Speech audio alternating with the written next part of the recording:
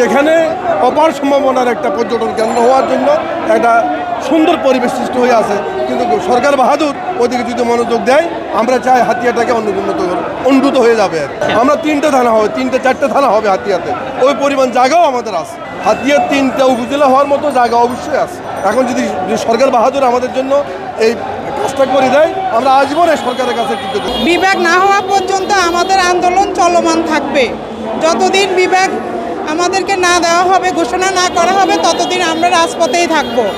British আমল থেকেই নোয়াখালী বিভাগ দেওয়ার একটা প্রক্রিয়া ছিল, কিন্তু এখন পর্যন্ত এমন কোনো সূর্য সন্তানের জন্ম হয় নাই।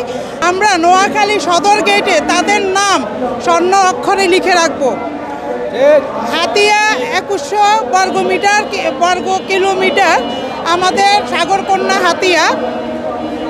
হাতিয়া দ্বীপকে 3টি উপজেলা করে জেলা ঘোষণা করে নোয়াখালীকে বিভাগ চাই। আমরা কেন কুমিল্লার সাথে যাব?